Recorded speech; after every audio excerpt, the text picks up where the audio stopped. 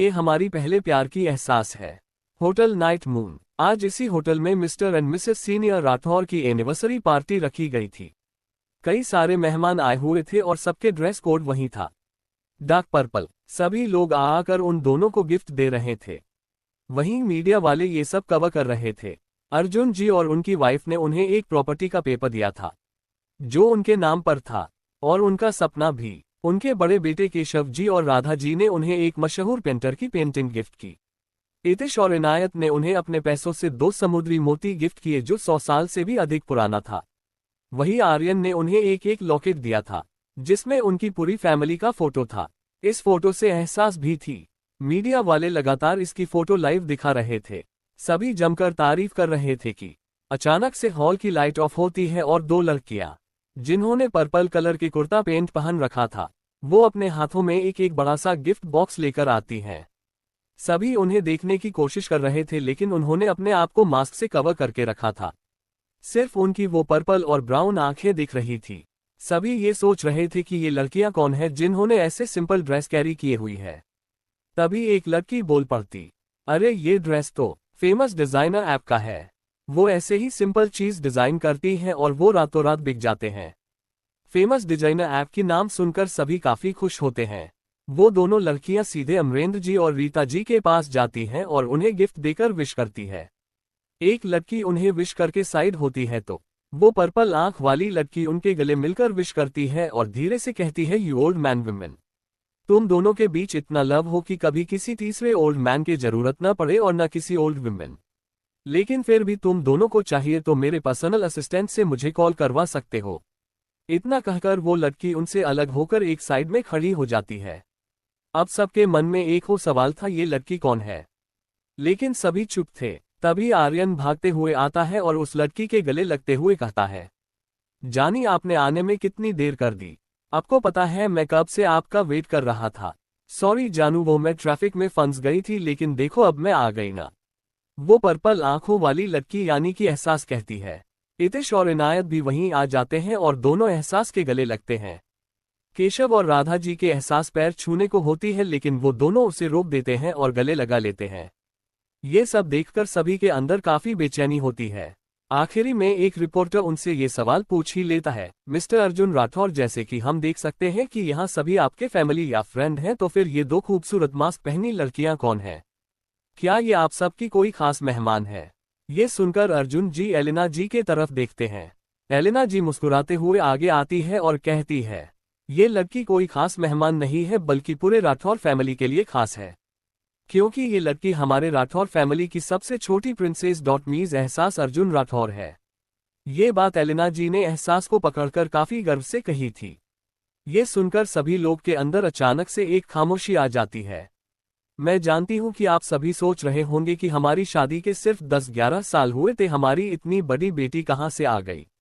Actually हमारी शादी के 11 साल नहीं बल्कि हमारी शादी के पूरे 18 साल हो चुके हैं, और ये हमारे पहले प्यार की निशानी, हमारी पहली एहसास। एलिना जी कहती है। उनकी बातों से सभी को एक अलग ही झटका लगता है, खासकर रहाने फैमिली को। उन्हें तो भरोसा नहीं हो रहा था कि ये उनकी अपनी ही बेटी है। नानी के आंखों में एक खुशी के आंसू थे। अगर ये आपकी बेटी है तो फिर ये इतने दिनों तक कहाँ थी? एक रिपोर्टर सवाल करता है। बिल्कुल सही पूछा आपने, ये इतने वक्त तक कहाँ थी?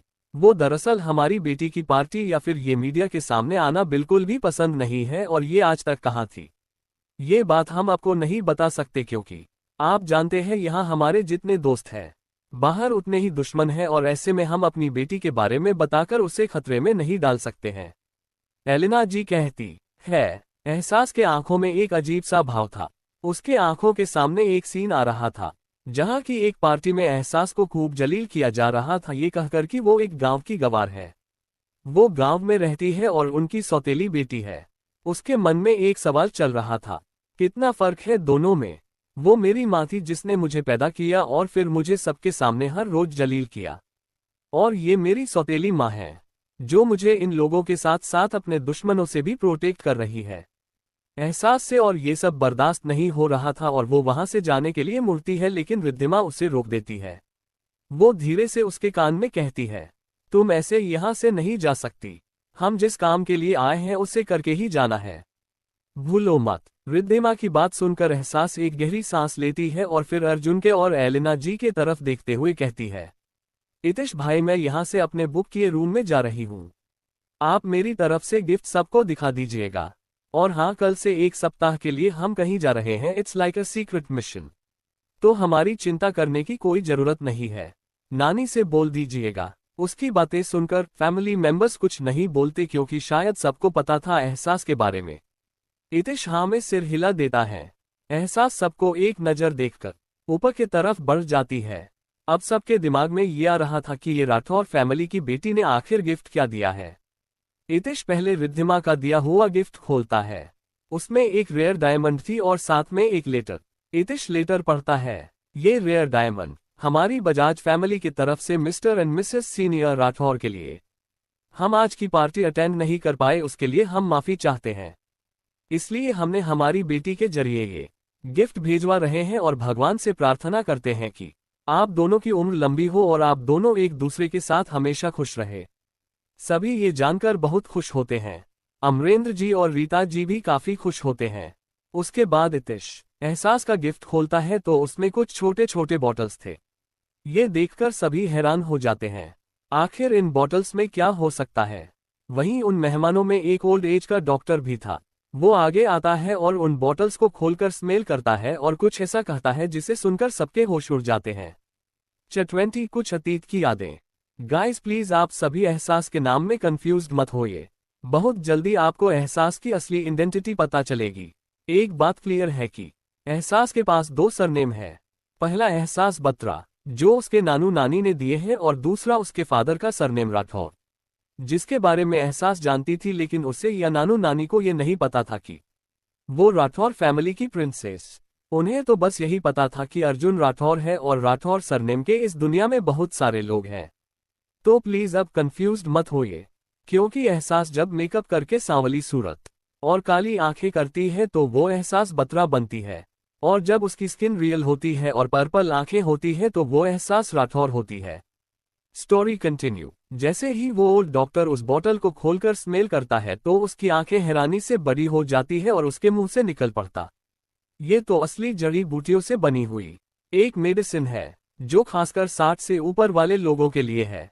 इस मेडिसिन के इस्तेमाल से वो कई सारे रोगों से छुटकारा पा सकते हैं। Congratulation mister and Mrs senior Rathore, आपकी पोती ने आपको फिर से जवान बनाने की मेडिसिन दी है। इससे मिस्टर राठौर आपके अंदरूनी घाव को भर देगा और आपके दिमाग में जो ब्लड क्लॉट है उसे भी ठीक कर देगा, जिससे सर्जरी करने में काफी आराम होगी। एंड मिसेस राठौर, ये मेडिसिन आपके भी सांस की बीमारी को ठीक करेगा और आपके स्टमक प्रॉब्लम्स को भी ठीक करेगा।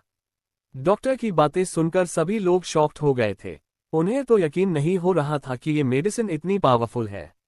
ये आप कैसे कह सकते हैं डॉक्टर साहब? अर्जुन जी पूछते हैं। क्योंकि इस मेडिसिन की एक बोतल हमने बड़ी मुश्किल से अफोर्ड किया था मिस्टर सूर्यवंशी के सर्जरी में। उसके बाद हमने इसे खरीदने की कोशिश की, लेकिन ये नहीं मिल पाया और नहीं हमारी बात दोबारा उस शख्स से हो पाए, डॉक्टर कहते हैं। ये सुनकर लोग और भी शॉक्ड हो जाते हैं। एक आदमी अपने इमोशंस को कंट्रोल करते हुए पूछता है, डॉक्टर साहब इस दवाई की कीमत कितनी होगी? हमारे हॉस्पिटल के अनुसार इस मेडिसिन की एक बोतल कम से कम 10 लाख हो है, डॉक्टर कहता है। ये सुनकर केशव जी जल्दी से मेडिसिन काउंट करते हैं। उसमें पूरे 5 बोतल थे, मतलब कि पूरा मेडिसिन 50 लाख है। ये सुनकर सभी मेहमान काफी हैरान होते हैं। थोड़ी ही देर में केक कटिंग होती है और धीरे धीरे करके सभी मेहमान चले जाते हैं। अगली सुबह अमरेंद्र जी और रीता जी उस मेडिसिन बॉक्स को लेकर हॉल में बैठे हुए थे और टीवी पर न्यूज देख रहे थे, जो कल की पार्टी के बारे में थी। वहां एहसास का दिया हुआ मेडिसिन काफी ट्रेंडिंग में थी। लोग उसकी बड़ाई करते थक नहीं रहे थे। दादू और दादी उस बॉक्स को खोलकर सारे बॉक्स को निकालते हैं और उसे देखने लगते हैं। तभी दादू की नजर बॉक्स के अंदर रखी एक लेटर पर गई। वो झट से निकालकर पढ़ने लगते हैं।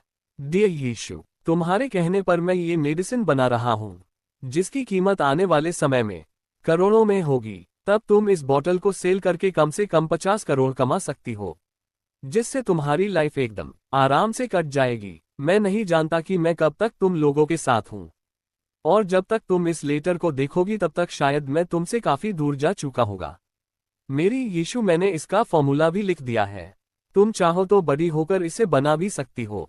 मुझे यकीन है कि तुम बना लोगी। तुम्हारा, और सिर्फ तुम्हारा, ग्रैनू। इसी के साथ केशव जी चुप हो जाते हैं। ये सुनकर सभी हैरान ही जाते हैं, ये सब क्या है और ये किसके पत्र हो सकते हैं? क्या एहसास ने इसे देखा नहीं?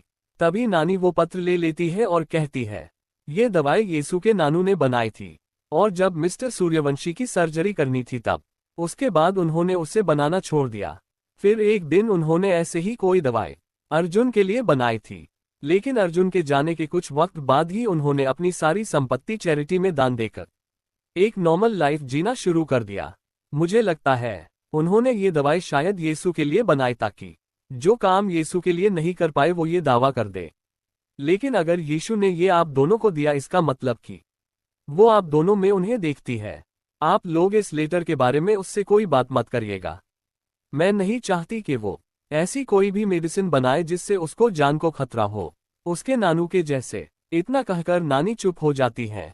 आप कहना क्या चाहती हैं माँ? क्या पापा की डेथ नेचुरल नहीं हुई थी? अर्जुन जी पूछते हैं। नहीं, उनकी मौत नेचुरल नहीं हुई थी। तुम्हें याद है अर्जुन, वो फार्मा कंपनी जहां तुम्हारे पापा रोज जाते थे? नानी पूछती है। हाँ, मुझे अच्छे से याद है, अर्जुन जी कहते हैं। तुम्हारे पापा की कंपनी थी वो, को उन्होंने सबसे अलग बनाई थी, जिसके बारे में सिर्फ मुझे, हमारे बेटे बहू और एक उन्हें पता थी। नानी कहती है, इसका मतलब सूर्य को इस कंपनी के बारे में पता थी। अर्जुन खुद से बुदबुदाते हैं। असल में तुम्हारे पापा ने वो कंपनी सूर्य के लिए ही बनाई थी। सूर्य को बचपन से जड़ी बूटियों ने बहुत इंटरेस्ट था। अक्सर वो आधी रात को उठकर जंगल में चला जाता था। ये सब देखकर तुम्हारे पापा ने उसके लिए एक फार्मा कंपनी खोल दी, जिसे सूर्य संभालता था। पहले तो सब ठीक चल रहा था, लेकिन एक दिन जब सूर्य अचानक से शादी करके आया तो हम सभी शॉक थे। लेकिन हमने उस लड़की अपना लिया सूर्य के लिए। उसके बाद सूर्य की वाइफ और सुष्मिता दोनों प्रेग्नेंट थी। जब उनका 7वां महीना चल रहा था तब तुम अपने काम पर वापस लौट गए। उसके बाद अचानक से हमारे ऊपर हमले होने लगे। फिर एक दिन तुम्हारे पापा की एक कार एक्सीडेंट में डेथ हो गई। अब सूर्य अकेला पड़ चुका था, उसे सब कुछ संभालना था। फिर एक दिन हमारे लाइफ में एक लड़की आई, जिसका नाम कनक था। नाम कनक था और गुण भी वही थी। उसे गिरगिट की तरह रंग बदलना काफी अच्छे से आता था।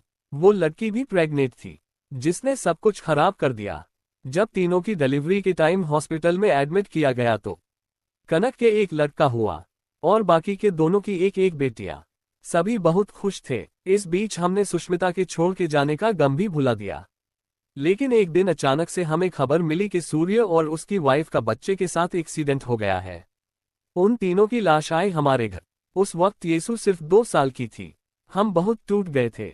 फिर एक दिन हमें सूर्य की एक वीडियो मिली जिसमें उन्होंने वो सारी बातें कही थी जो जो उसने किया था, और आखिरी में उसने कहा कि ये सारी मौत सिर्फ उस फार्मा कंपनी के लिए हुई है। नानी के इतना कहते ही अर्जुन जी के साथ सभी शॉक्ड हो जाते हैं। तभी से मैंने यीशु के जन्म के महीने को बदल दिया और उसे एहसास बत्रा से राठौर बना दिया। मैंने उससे कहा कि अगर बाहर की दुनिया में कोई भी तुम्हें तुम्हारा नाम पूछे तो एहसास राठौर बताना, बत्रा नहीं। नानी कहती है, सभी यूं जानकर बहुत दुखी हो रहे थे, लेकिन नानी नहीं जानती कि उन्होंने ये बत्रा सरनेम देकर एहसास के कितनी बड़ी मुसीबत में डाल दिया था। अब वो एक ऐसे राक्षस के चंगुल में फंसने वाली है जो उसे बुरी तरीके से तोड़कर रख देगा। 21 उसे कॉन्टैक्ट डायमेटाइटिस है। एहसास अपनी पैकिंग में लगी हुई थी। रिद्धिमा भी उसका साथ दे रही थी। यार चल, पैकिंग हो गई, अब जल्दी से फ्रेश हो जाते हैं, एहसास कहती है। हाँ चलो फ्रेश हो जाते हैं, और वैसे भी मुझे जल्दी से जल्दी वहां भी जाना है, आर्यन से मिलना है। मैं जाने से पहले एक बार उससे मिलना चाहती हूँ, एहसास कहती है। चलो, ये कहकर वो दोनों भागते हुए बाथरूम में जाती है। थोड़ी देर बाद वो रेडी होकर बाहर आती है और एक बैग लेकर बाहर निकल जाती है। रिद्धि, तू भी आज वहां चली जा और उनसे मिल ले। पता नहीं क्यों, लेकिन मेरा दिल कह रहा है कि ये ट्रिप हमारी लाइफ को चेंज करने वाला है, एहसास कहती है। ठीक है, जैसी तेरी मर्जी, ये कहकर वो भी अपने रास्ते निकल जाती है। इधर एहसास जल्दी से एक टैक्सी में बैठती है और वहां से एक मॉल में जाती है।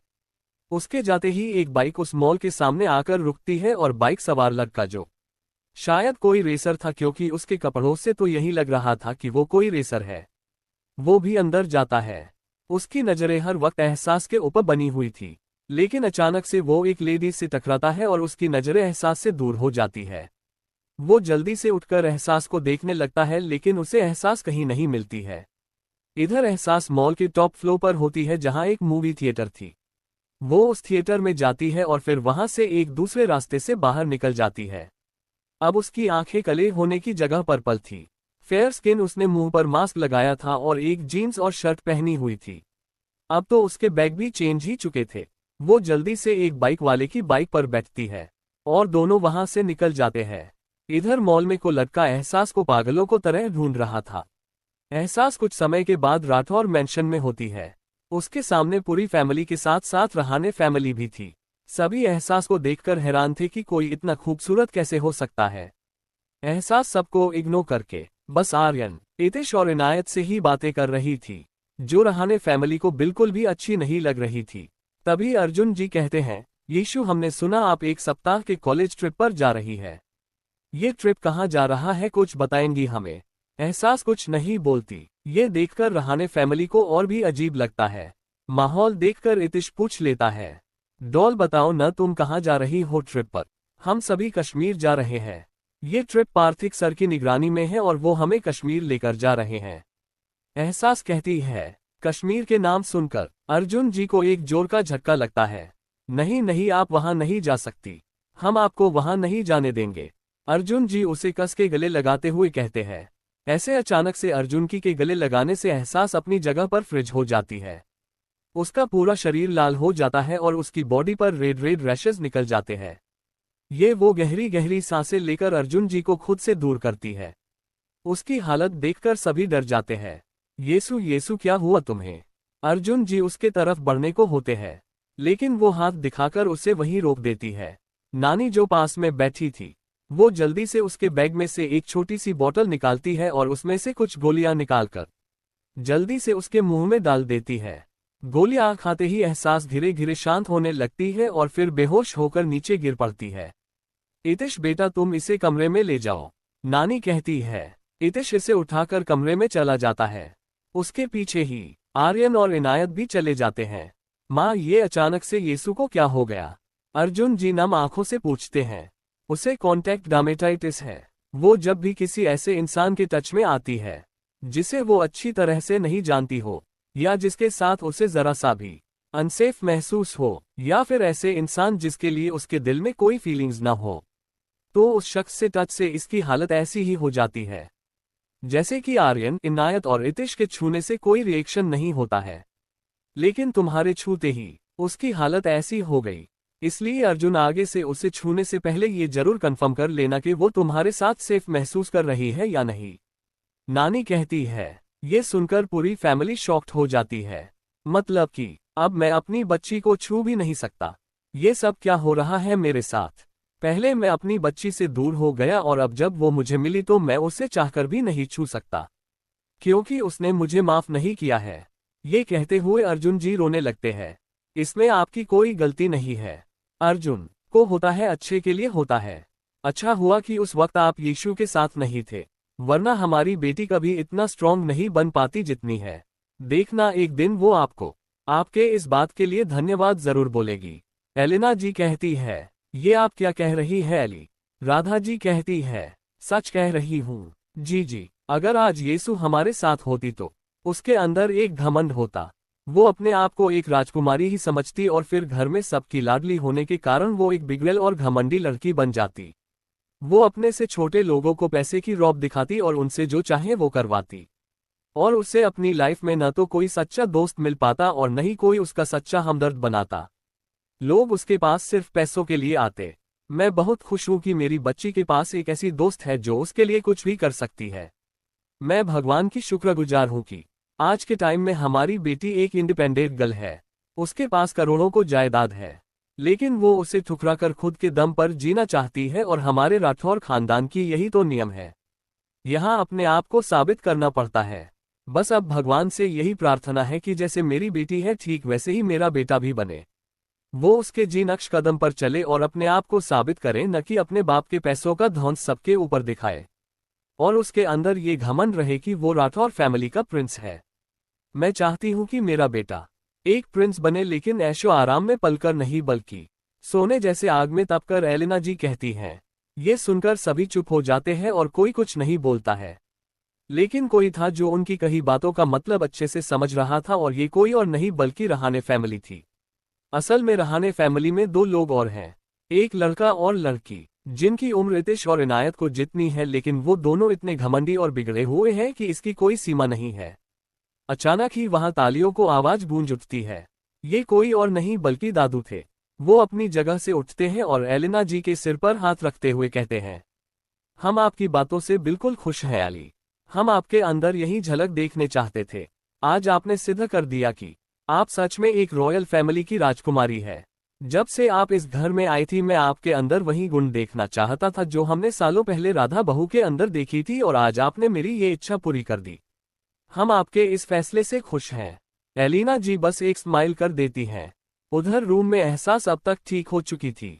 वो अब सबसे बातें कर रही थी। डॉल, सच में तुम कश्मीर जा रही हो? लेकिन चाचू ने ये क्यों कहा कि वो तुम्हें कश्मीर नहीं जाने देंगे? इनायत कहती है, ये मैं नहीं जानती, लेकिन मुझे कश्मीर जानी है, क्योंकि ये कश्मीर की जर्नी से ही मेरी असली जर्नी शुरू होगी, और जो मैंने सोचा है और उसे पूरा करने के बाद इस पैलेस में जब मेरी कदम पड़ेगी तो उस वक्त मैं एहसास राठौर रहूंगी। एहसास कहती है, मतलब कि तुम्हें एहसास राठौर बनने के लिए पहले कश्मीर जानी है, और वहां के काम खत्म करने के बाद तुम हमारे पास वापस लौटोगी, इतिश कहता है। एहसास हाँ में सिर हिला देती है। वहीं आर्यन एकदम चुपचाप उनकी बातें समझने की कोशिश कर रहा था। आरू, आप क्या सोच रहे हो? एहसास पूछती है। दीदू, क्या आप मुझसे दूर हो जाओगी? आर्यन पूछता है। बिल्कुल नहीं, मैं हमेशा आपके साथ रहूंगी। चलो जल्दी से मुझे एक प्यारी सी झप्पी दो, एहसास कहती है। आर्यन उसे गले लगा लेता है। ये देखकर बाकी के दोनों भाई बहन भी उसे गले लगा लेते हैं। दीदू, आप आर्यन का वेट करना, वो अभी आ रहा है। ये कहकर आर्यन भागते हुए कमरे से बाहर निकल जाता है। नीचे अर्जुन जी अभी भी अपनी जिद पर अड़े हुए थे कि वो एहसास को कश्मीर नहीं जाने देंगे। अगर आप ये सोच रहे हैं कि आप मुझे रोक लेंगे तो ये आपकी गलतफहमी है मिस्टर राठौर, क्योंकि मुझे कोई नहीं रोक सकता। वेल, आप एक बिजनेसमैन हैं और मैं एक फ्यूचर बिजनेस वूमेन। तो चलिए एक डील करते हैं। अगर आप मुझे कश्मीर जाने की परमिशन देते हैं तो 3 साल बाद आपकी बेटी आपको वापस मिल जाए, और अगर आप मुझे कश्मीर जाने की परमिशन नहीं देते हैं तो शायद आपको आपकी बेटी, शायद आपको और भी न जाने कितने सालों को बाद मिले, या फिर मिले ही नहीं। Choice is your mister Rathore. आपके पास 10 मिनट है, आप सोच लीजिए। तब तक मैं कुछ खा लेती हूँ। वो क्या है न, मैं भूख बर्दाश्त नहीं कर सकती वरना मेरी पेट दर्द करने लगती है। ये कहकर एहसास किचन की तरफ चली जाती है। 22, मुझे तुम्हारी शर्त मंजूर है। हो सकता है आपकी बेटी आपको वापस मिल जाए। अब यही शब्द अर्जुन जी के कानों में गूंज रही थी। इधर एहसास डाइनिंग टेबल पर बैठकर आराम से खाना खा रही थी। एलिना जी उसके बगल में खड़ी थी और उसे खाते हुए देख रही थी। तभी एहसास एक बाउल को छूने वाली थी कि एलिना जी उसका हाथ पकड़ लेती है। नहीं, तुम ये नहीं खा सकती, ये तुम्हारे लिए नहीं है, एलिना जी कहती हैं। क्यों? मैं इसे क्यों नहीं खा सकती? एहसास भी उसी टोन में बोलती है। क्योंकि इसके अंदर मशरूम है जिससे तुम्हें एलर्जी है, एलिना जी कहती हैं। ये सुनकर एहसास तुरंत अपना हाथ पीछे खींच लेती है। ओह थैंक्स बताने के लिए, एहसास कहती है और जल्दी जल्दी खाने लगती है। तुम आराम आराम से खा सकती हो, कोई जल्दी नहीं है, एलिना जी कहती है।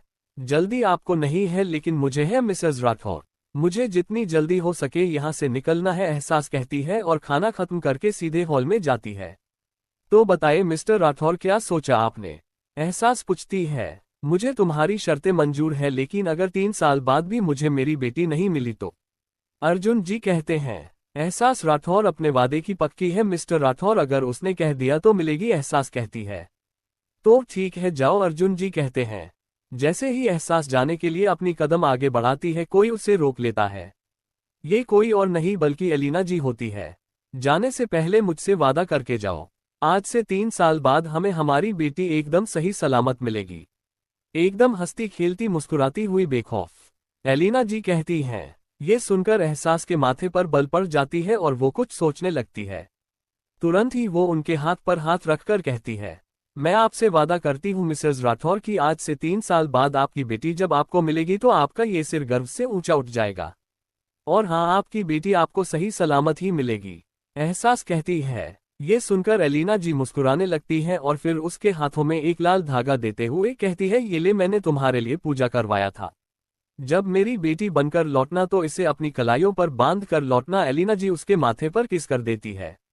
एहसास, जिसके लिए यह एहसास काफी नया था और वो उसे संभाल नहीं पा रही थी, वो तुरंत बाहर के तरफ चली जाती है।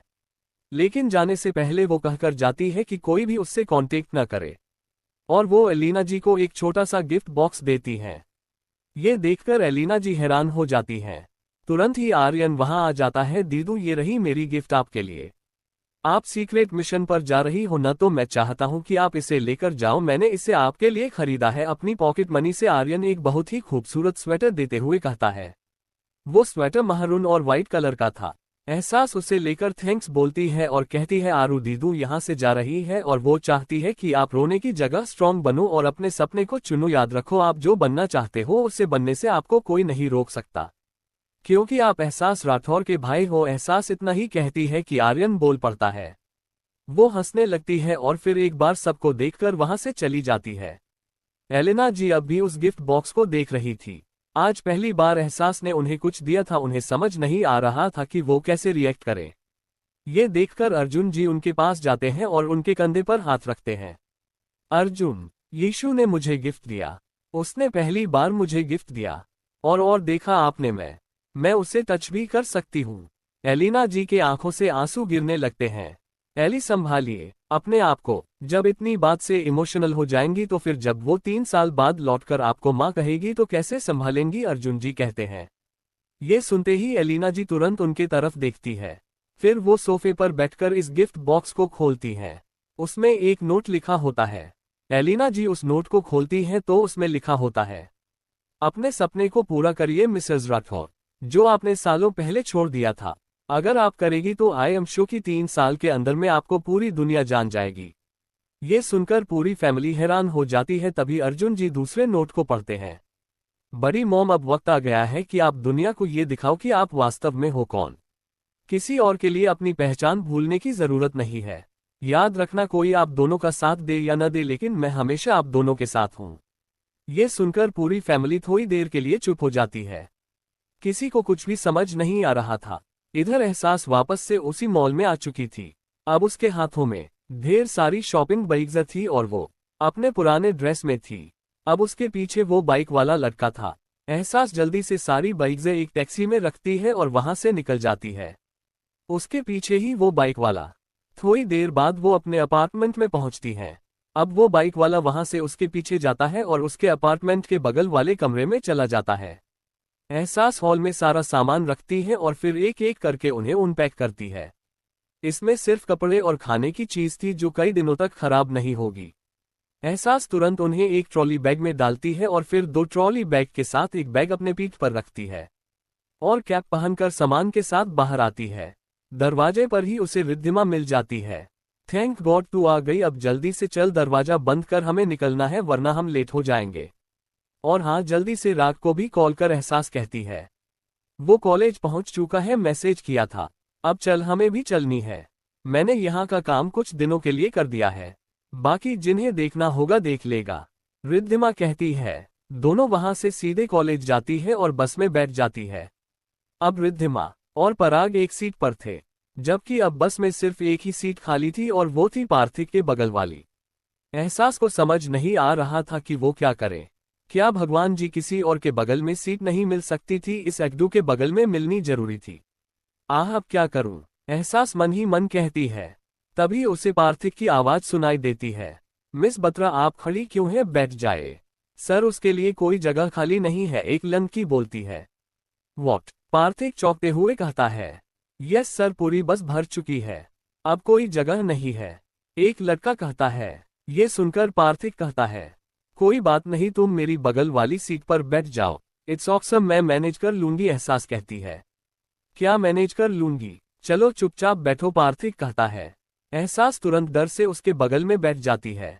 अब बस अपनी सफर के लिए निकल चुकी थी। पूरे दिन बस में रहने के बाद वो सभी शाम के वक्त एक ढाबा पर रुकते हैं। चलो, जिसको खाना खाना है या फिर कुछ लेना है जल्दी से ले लो, अब बस पूरी रात कहीं नहीं रुकेगी, ड्राइवर कहता है। ये सुनकर सभी बच्चे नीचे उतर जाते हैं और अपने लिए खाने की चीज खरीदने लगते हैं। एहसास भी नीचे आती है और सीधे खाना ऑर्डर कर देती है। कुछ ही देर में उसके सामने दही आलू, कड़ी पुलाव, सरसों की साग और मक्के की रोटियां के साथ चटनी आ जाती है। एहसास आराम से खाती है। किसी की भी नजर उसके तरफ नहीं थी। वो खाना खा रही थी और दुकान वाला उसके बगल में बैठा हुआ था। वो शायद उससे कोई बात भी कर रहा है। खाना खत्म करके एहसास कुछ और सामान लेती है और फिर अपने बोतल में चाय लेकर सीधे बस में आ जाती है और एक बार फिर से बस अपनी मंजिल के लिए निकल पड़ती है। 23 कश्मीर ट्रिप। बस आधे रास्ते पहुंच चुकी थी और कड़ी अंधेरा हो चुका था। अभी उन्हें जाने में और अधिक समय लगने वाले थे। सभी बच्चे बस में सो चुके थे और ड्राइवर भी अब बदल चुका था। एहसास को भी नींद आ रही थी, लेकिन वो सोने के बजाय आराम से एक नॉवेल पढ़ रही थी। पार्थिक उसे देख रहा था और उसके दिमाग में कुछ तो चल रहा था। काफी देर तक पढ़ने के बाद एहसास सो जाती है। उसके सोते हो पार्थिक के चेहरे पर एक स्माइल आ जाती है। वो थोड़ी देर तक वेट करता है। जब वो कंफर्म हो जाता है कि एहसास सो चुकी है तो वो धीरे से उसके हाथ से बुक को लेकर साइड में रखता है और उसे एक कंबल उड़ा देता है। अब वो एहसास को खुद से चिपका लेता है और अब उसका हाथ घिरे घिरे कंबल के अंदर एहसास के बॉडी पर घूमने लगते हैं। वो उसे स्निफ करता है और एक लो वॉइस में कहता है, कितनी सॉफ्ट बॉडी है तुम्हारी। जब से तुम्हें देखा है बस तुम ही मेरे ख्वाबों ख्यालों में रहती हो। हर वक्त मुझे तुम्हारी नीड लगी रहती है। पहली बार तुम्हें देखने के बाद मुझे ऐसा लगा कि कोई है जो मेरे लिए बना है, सिर्फ मेरे लिए। उसके बातों में पागलपन साफ झलक रही थी। वो अपने एक हाथ को उसके होठों पर रब करते हुए कहता है, तुम्हारा हंसना, मुस्कुराना, ऐसे बेखौफ वाली जिंदगी जीना, बस यही तो चाहिए मुझे। वो अचानक से उसके हाथों को अपने हाथों में लेता है और दूसरे हाथ को उसके गर्दन में डालता है और झट से उसे किस करने लगता है। वो पहले तो धीरे धीरे किस कर रहा था, लेकिन होठों की स्वाद लगते ही उसकी किस एक पैशनेट किस में बदल जाती है। वो उससे लगभग आधे घंटे तक किस करता है और फिर उससे अलग होता है। आह, तुम्हारे होठ कितने रसीले हैं। मन कर रहा है मैं इसे और कितना पीऊं। अभी भी मेरा मन नहीं भरा, लेकिन कोई नहीं, अभी तो पूरी जिंदगी पड़ी है इसे पीने के लिए। वो उसे खुद से चिपका लेता है और अपनी आंखें बंद कर लेता है। अगली सुबह उनकी नींद बस के रुकने से टूटती है। सभी पास के एक होटल में जाते हैं जिसे पार्थिक ने सबके लिए बुक करवाया था। सभी होटल में जाकर फ्रेश होते हैं और फिर खाना खाकर थोड़ी देर इधर उधर टहलते हैं और फिर बस में बैठकर वहां से निकल जाते हैं। अभी भी उन्हें जाने में कम से कम 7-8 घंटे लगने वाले थे। सभी बस में कुछ न कुछ एक्टिविटी करते हुए जा रहे थे। कोई डांस कर रहा था, कोई म्यूजिक प्ले कर रहा था, आखिरी में सभी अंताक्षरी खेलने लगते हैं। इन सब में एहसास सिर्फ अपने फोन में कुछ देख रही थी। पार्थिक जो कब से उसे देख रहा था, अब उसके मन में एहसास को फिर से किस करने की तलब जग रही थी। उसे समझ में नहीं आ रहा था कि अब क्या करे। वो खुद को कंट्रोल करने की कोशिश कर रहा था और तभी बस एक छोटे से ढाबे पर रुकती है। चलो चलो, जिसको जो लेना है ले लो, अब आगे बस कहीं नहीं रुकेगी, सीधे मंजिल पर ही रुकेगी। ड्राइवर बोलता है। सभी बच्चे नीचे उतर जाते हैं। यीशु, तू चलेगी नीचे कुछ लेने? रिद्धिमा पूछती है। नहीं, मैंने ऑलरेडी खाने की बहुत सारी चीजें रख ली है। एक काम कर, तू भी नीचे मत जा और मेरे बैग में से खाने की चीजें ले ले। एहसास कहती है, नहीं यार, मुझे नीचे जाना है, तू समझ नहीं रही है। आगे रास्ते में अंधेरा हो जाएगा और हमें होटल पहुंचने में रात, इसलिए मैं पानी की बोतल लेकर आती हूँ। रिद्धिमा कहती है। उसके जाने के बाद एहसास चुपचाप अपनी आंखें बंद करके सो जाती है। कुछ देर के बाद बस चल पड़ती है। शाम के 7 बजे तक सभी होटल पहुंच चुके थे। यहाँ होटल में एक कमरे में 2 लोग रुके हुए थे। पार्थिक ने अपना दिमाग लगाते हुए सारे बच्चों को रोल नंबर से रूम बुक करवाया था। इस बीच में पराग और रिद्धिमा दोनों एक कमरे में हो जाते हैं, जबकि एहसास अकेली पड़ जाती है। यीशु, तू अकेले रूम में कैसे रहेगी? इसे अंधेरे से डर लगता है, रिद्धिमा कहती है। इट्स ऑफ रिद्धू, मैं मैनेज कर लूंगी। वैसे भी तू तो मेरे बगल वाले कमरे में ही है, एहसास कहती है। चलो बच्चों, अब जाकर आराम करो, कल सुबह से तुम्हें अपने प्रोजेक्ट के साथ साथ यहाँ घूमना भी है, पार्थिक कहता है। प्रोजेक्ट? कैसा प्रोजेक्ट सर? रिद्धिमा पूछती है। हम यहाँ सिर्फ घूमने नहीं आए हैं, हम यहाँ घूमने के साथ साथ यहाँ के आसपास के लोगों के बारे में जानेंगे और जानकारी इकट्ठा करेंगे। यहाँ से वापस लौटने के बाद हम ये सब गवर्नमेंट को सौंपेंगे, जिन्होंने हमें ये ट्रिप पर आने का मौका दिया है, और हो सकता है ये जानकारी हमें फ्यूचर में काम आए, पार्थिक कहता है। अब कोई कुछ नहीं बोलता है और अपने अपने कमरे में चला जाता है। इधर एहसास अपने कमरे में आते ही सीधे बेड पर गिर जाती है। आह, कितनी इरिटेटिंग थी ये बस ट्रिप। जाते वक्त मैं बस में जाने के बजाय ट्रेन से जाना पसंद करूंगी। एहसास कहती है, चल यीशु पहले तू फ्रेश हो जा, फिर आराम से सोना। ये कहकर वो बाथरूम में चली जाती है। इस बात से बेखबर की दो जोड़ी सुनहरी आंखें उसे ही देख रही है। कोई था जो बड़ी शिद्दत से लैपटॉप की स्क्रीन पर एहसास की हरकत देखकर मुस्कुरा रहा था। एहसास फ्रेश होकर एक ट्राउजर और टी शर्ट पहनती है और सीधे बाहर के तरफ चली जाती है। सबसे पहले वो खाना खाती है और फिर थोड़ी देर के लिए बाहर गार्डन में टहलने लगती है। काफी देर तक टहलने के बाद वो वापस कमरे में आती है और सो जाती है। अगली सुबह सभी रेडी होकर होटल से निकल जाते हैं और वहां घूमने लगते हैं। अब हर रोज का यही काम था, घूमना और जानकारी इकट्ठा करना। इसी बीच एहसास और पार्थिक की अच्छी खासी दोस्ती हो चुकी थी। वो हर वक्त एहसास के साथ रहता और उसकी केयर करता। ये बात एहसास के दिल को काफी भा रही थी और उसे भी पार्थिक का साथ अच्छा लग रहा था। आज सभी लोग होटल से निकलकर जंगल में ही रहने वाले थे। सभी जंगल में अपनी अपनी टेंट डालकर आराम करने के लिए बैठ जाते हैं। फिलहाल सभी बाहर ही आग जलाकर खाना पका रहे थे। लड़कियां भी उनकी मदद कर रही थी। एहसास अपने आसपास देखती है तो किसी की नजर उसके तरफ नहीं था। वो जल्दी से भागते हुए जंगल के दूसरे तरफ चली जाती है। वो लगातार जंगल के अंदर चलती जा रही थी। वो एक पेड़ के पास रुकती है और वहां कुछ बनाने लगती है। ऐसा लग रहा था जैसे कि वो कोई पेंटिंग कर रही हो। एक एक करके वो कई सारे पेड़ पर वैसे ही करती है और फिर एक पत्थर पर बैठकर वहां एक चौक से कुछ लिखती है। काफी देर तक लिखने के बाद वो वहां से आगे जाती है और एक अजीब तरीके की आवाज लगाती है। 3 बार आवाज लगाने के बाद वो एक और दूसरी आवाज निकालती है और फिर वहां से चली जाती है। वो जब वापस सबके पास आती है तो रिद्धिमा और पराग झट से उसे गले लगा लेते हैं। थैंक गॉड यीशु की तू मिल गई, वरना हम तो डर गए थे। It's okay. 24 आखिरी दिन और पार्टी। आज सबका कश्मीर में आखिर दिन थी और सभी अपने अपने मनपसंद जगह पर घूम रहे थे। सबकी एक एक टीम बनी हुई थी। सभी घूम रहे थे और वहां के वादियों को तस्वीर ले रहे थे। इन सब में एहसास कहीं नहीं थी, लेकिन किसी को उसकी फिक्र नहीं थी क्योंकि सबको पता था कि वो कहीं अपने फोन में वीडियो बनाने में लगी होगी या फिर कहीं बैठकर खाने में बिजी होगी। पार्थिक भी उसे सुबह से ढूंढ रहा था लेकिन एहसास का कोई पता नहीं थी। तभी वहां कुछ लोगों को टीम आती है। वो सभा एक माइक लिए हुए थे। अटेंशन एवरीवन, सभी उनके तरफ देखने लगते हैं। गाइज, आप सभी टूरिस्ट इनवाइट हैं हमारे आज के पार्टी में, जो हमने हमारे सबसे काबिल और कम उम्र के ऑफिसर के लिए रखी है। उनके यहाँ आने की खुशी में तो हम सभी चाहते हैं कि आप सभा आज शाम को होटल आयात में टाइम पर आ जाएगा। इतना कहकर वो लोगों आगे चले जाते हैं। हाँ, ये क्या था, न ही न हेलो, सीधे इनविटेशन दे दिया। काफी अजीब लोग हैं ये। सभी आपस में बातें करने लगते हैं।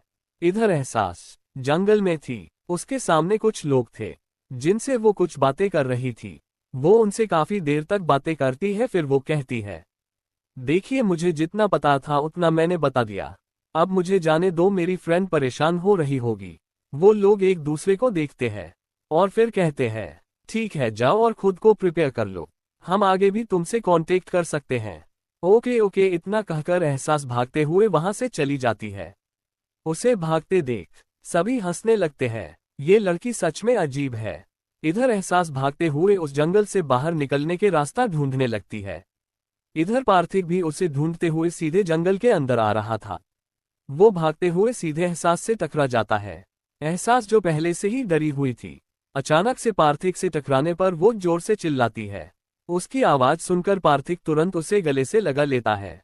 थैंक गॉड एहसास, तुम मुझे मिल गई। कितना डर गया था मैं, पार्थिक डरते हुए कहता है। एहसास भी उसे गले लगाए हुए थी और डर से कांप रही थी।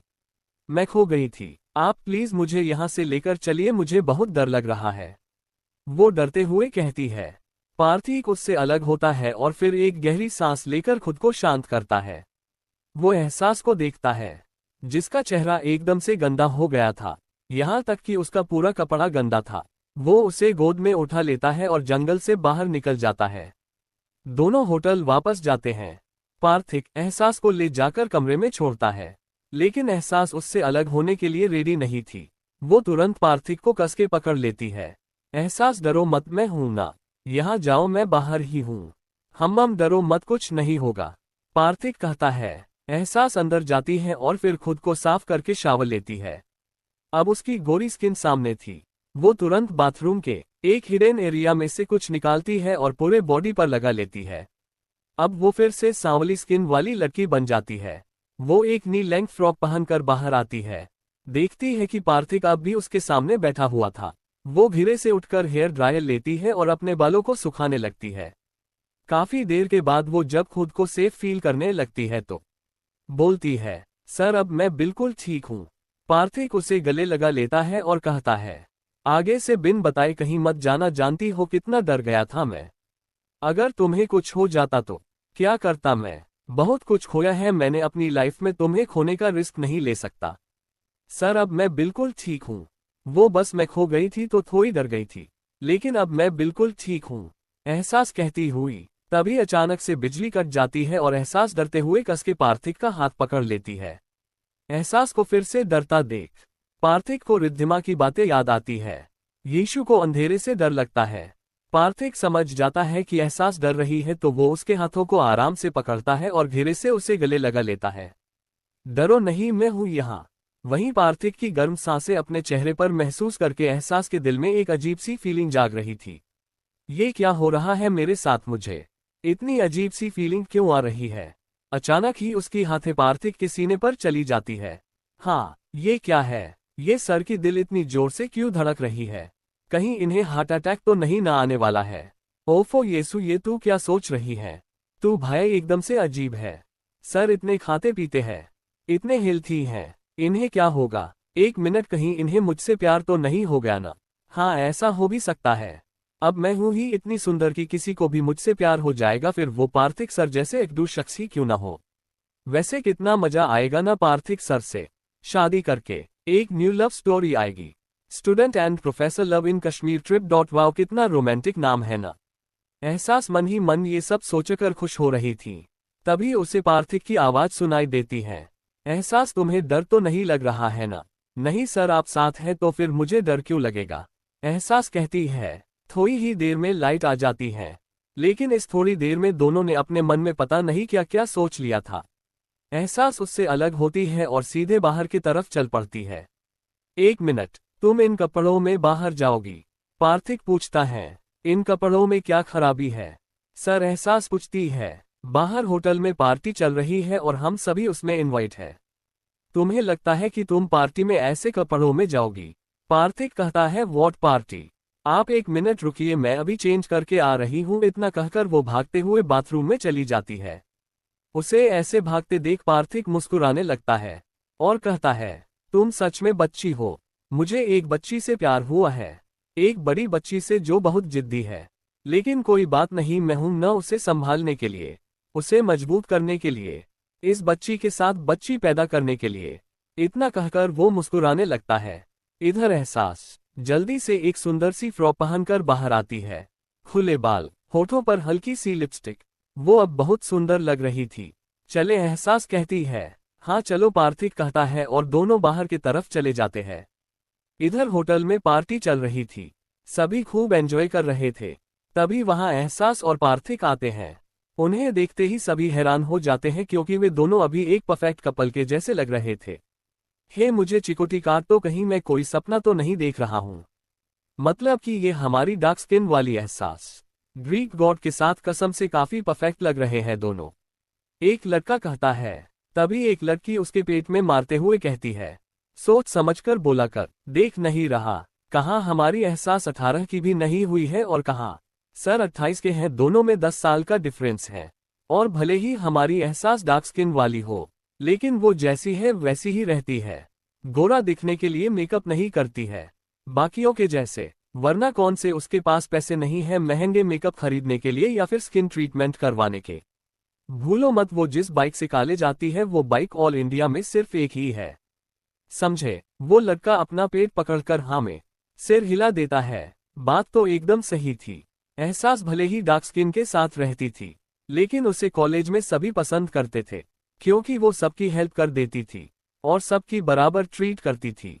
सभी उसके एटीट्यूड के दीवाने थे। उसके आने से सभी बच्चे कॉलेज में सुरक्षित हो गए थे क्योंकि वो अब किसी को भी बुली करने नहीं देती थी, अगर कोई ऐसा करता तो उसे सीधे कॉलेज से आउट करवा देती थी। सभी उसे देखकर खुश हो रहे थे। वाह यीशु, तू तो इस ड्रेस में एकदम झकास लग रही है। पराग कहता है। लाइन मार रहा है एहसास सीधे बोलती है। नहीं नहीं मेरी माँ, मेरी इतनी हिम्मत कि मैं तेरे ऊपर लाइन मारूंगा। मुझे भरी जवानी में मरना थोड़ी न है। पराग कहता है। चल ठीक है, बचा ले अपनी जवानी, वरना। इतना कहकर एहसास अपनी जीभ को दबाते हुए अपनी आंखों से कुछ इशारा करती है। पराग तुरंत रिद्धिमा के पीछे खड़ा हो जाता है। ये देखकर सभी हंसने लगते हैं। चलो अब बहुत हुई बातें, चलो पार्टी एंजॉय करो, पार्थिक कहता है। वहीं एक लड़का जो कब से एहसास और पार्थिक के ऊपर अपनी नजरें जमाए हुए था, वो एक वेटर को बुलाकर कुछ कहता है और फिर वहां से दूसरे साइड में चला जाता है। वो वेटर एक ड्रिंक की ट्रे उठाता है और सबको ड्रिंक सर्व करने लगता है। वो एक वेटर ले लिया इशारा करके जूस की ग्लास मंगवाता है और फिर सारे बच्चों को सर्व करता है। सभी अपनी अपनी जूस एंजॉय कर रहे थे। तभी एहसास को अपनी ग्लास में कुछ अजीब लगता है। वो उसे इग्नोर कर देती है, लेकिन जल्दी ही उसे गर्मी लगने लगती है। वो समझ जाती है कि उसके साथ कुछ गलत हुआ है। वो तुरंत वहां से निकलकर सीधे अपने रूम की तरफ बढ़ जाती है। वो जैसे ही अपने कमरे की दरवाजा खोलती है, चौंक जाती है। 25 मैं तुमसे शादी कर रहा हूँ।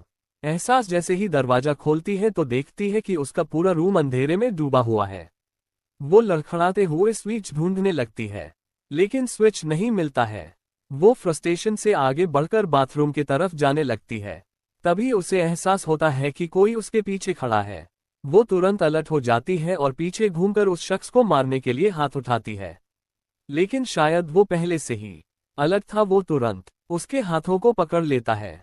आह छोड़ो मुझे, एहसास चिल्लाने लगती है। छोड़ने के लिए थोड़ी न पकड़ा है बेबी गर्ल, अभी तो वो काम बाकी है जिसके लिए मैंने तुम्हें रख दिया है।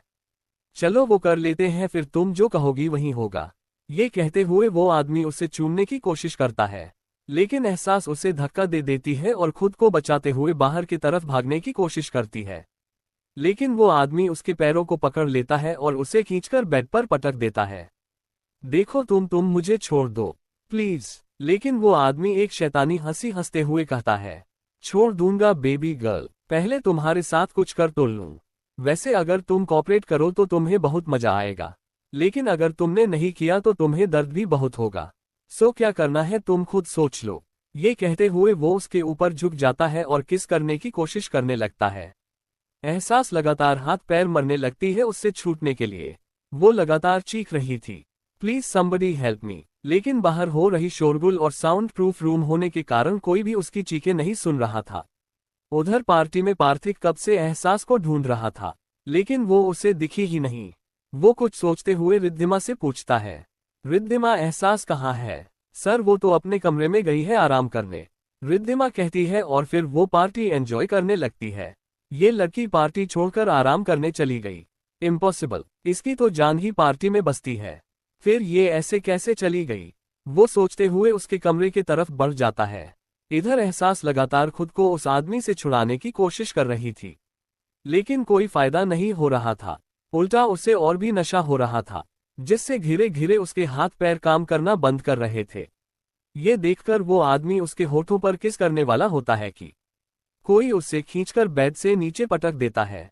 वो आदमी ऐसे अचानक हुए हमले से खुद को संभाल नहीं पाता है, लेकिन तुरंत ही खड़ा होकर कहता है, डॉट हाउ डरे यू, तुम्हारी हिम्मत कैसे हुई मुझे मारने की? ये कहते हुए वो सामने देखता है तो डर के मारे उसकी पैंट गीली हो जाती है, क्योंकि सामने पार्थिक खड़ा था। उसकी आंखें एकदम लाल हुई थी और पूरा चेहरा गुस्से से लाल। ऐसा लग रहा था जैसे कि वो उसे कच्चा चबा जाएगा। तेरी हिम्मत कैसे हुई मेरी चीज पर नजर डालने की? तूने इसे छूने की हिम्मत कैसे की? ये कहकर वो लगातार उसे मारने लगता है। वो लगभग मारते हुए उसे अधमरा कर देता है और फिर उसे कुछ लोगों को बुलाकर भेज देता है।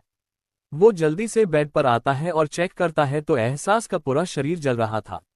वो तुरंत समझ जाता है कि उसे ड्रग दिया गया है। पार्थिक एहसास को उठाता है और सीधे बाथरूम में घुस जाता है। अंदर जाकर वो उसे बाथटब में बैठता है और उसके ऊपर पानी डालने लगता है।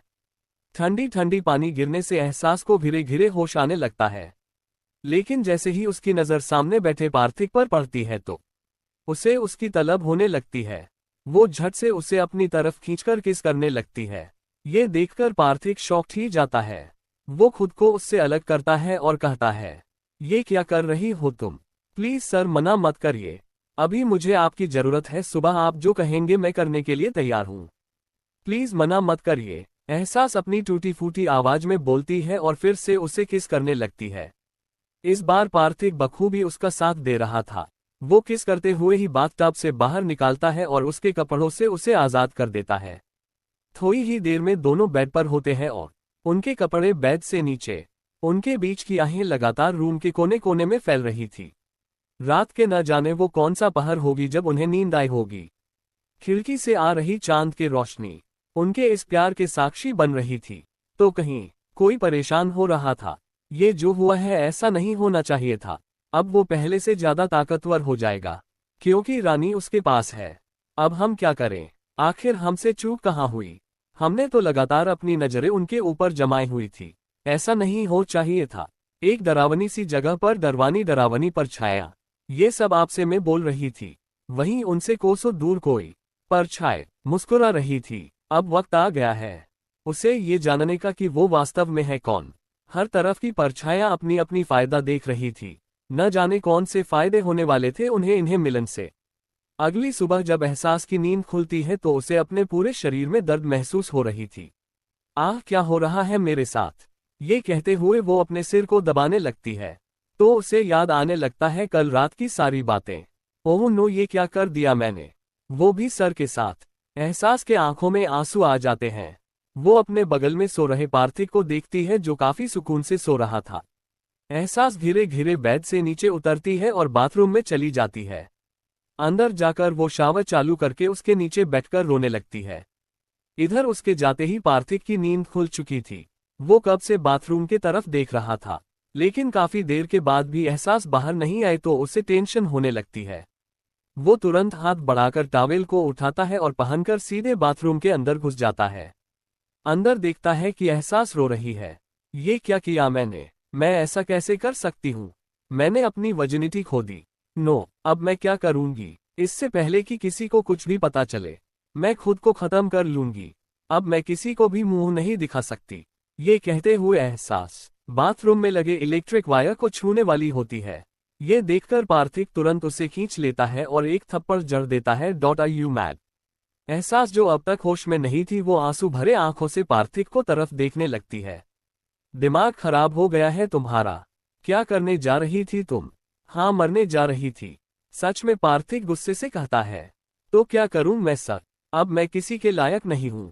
मैंने अपना सब कुछ खो दिया। इसके लिए मैं आपको तो ब्लेम नहीं कर सकती हूं ने, क्योंकि ये सब मैंने खुद किया है। मैं आपके ऊपर बोझ तो नहीं बन सकती ना? एहसास कहती है, बोझ? तुमसे किसने कहा कि तुम मेरे ऊपर बोझ बन रही हो? शायद तुम भूल गई हो कि कल रात तुमने मुझसे क्या कहा था। तुमने मुझसे कहा था कि सुबह मैं जो कहूंगा वो तुम करोगी। तो तुम अपनी बात से मुकर कैसे सकती हो? बिना मेरी बात सुने तुम मरने की कोशिश कैसे कर सकती हो? मैंने तुम्हारी वर्जिनिटी ली है इसलिए अब से तुम सिर्फ मेरी हो, समझी? सिर्फ मेरी। और आज अभी इसी वक्त मैं तुमसे शादी कर रहा हूं। ये कहते हुए पार्थिक अपने हाथ को बाथ ट्यूब के कोने पर मारता है और उसके हाथों से खून निकलने लगता है। वो तुरंत अपने हाथ से गिरते हुए खून से एहसास की मांग भर देता है। एहसास के आंखों से आंसू गिरने लगता है और वो बेहोश हो जाती है। पार्थिक उसे संभालकर बाहर लेकर आता है और उसे बाथरोबे पहनाकर बेड पर लिटा देता है।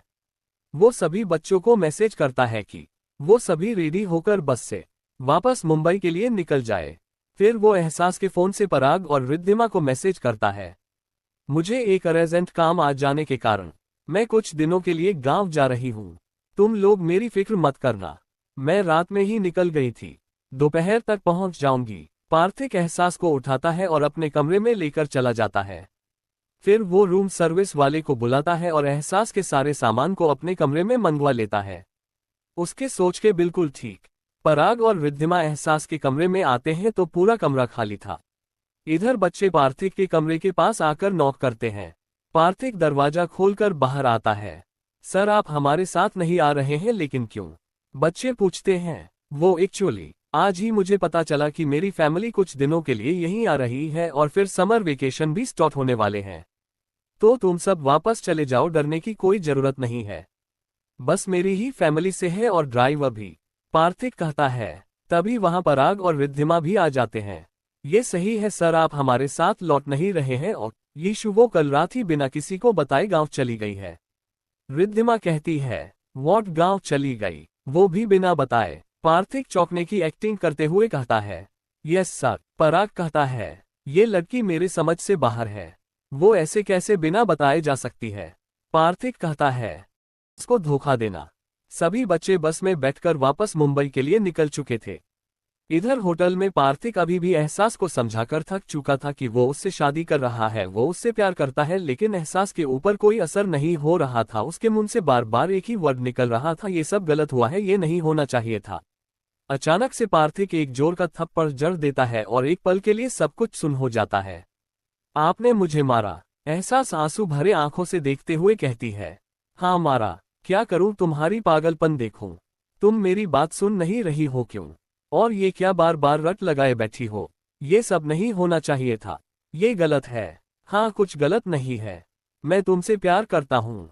आज से नहीं बल्कि उस पहली मुलाकात से, जब तुम पहली बार मुझसे मिली थी, मैं तब से प्यार करता हूँ, समझी? और तुम नहीं करती तो क्या हुआ? हम साथ रहेंगे तो धीरे धीरे प्यार हो जाएगा, और वैसे भी मेरा प्यार ही हम दोनों के लिए काफी है। पार्थिक कहता है। एहसास बस उसे अपनी आंसू भरी आंखों से देख रही थी।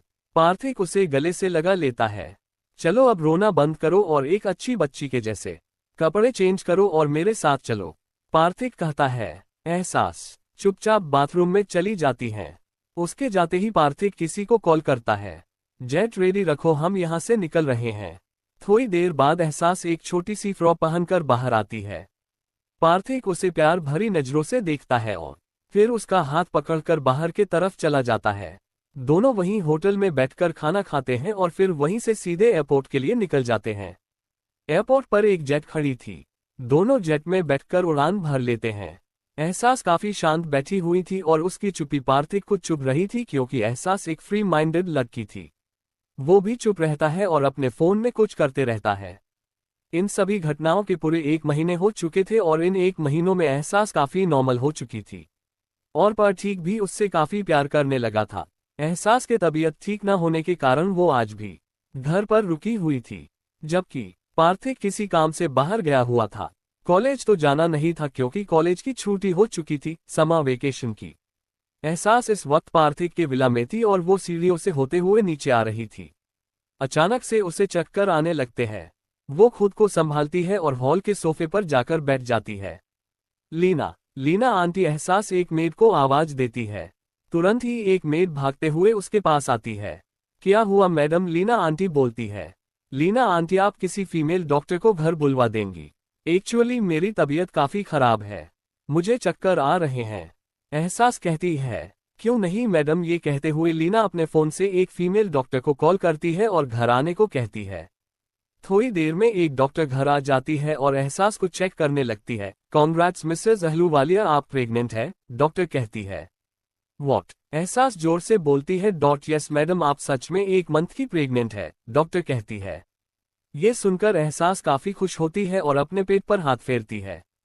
फिर वो तुरंत कहती है, आप इस बारे में किसी को कुछ भी मत कहना, मैं सबको ये बात खुद बताऊंगी। डॉक्टर उसकी बात मान जाती है। इधर पार्थिक इस वक्त एक होटल के प्राइवेट रूम में बैठा हुआ था। उसके ठीक सामने एक लड़की बैठी हुई थी जो उसे लस्ट भरी नजरों से घूर रही थी।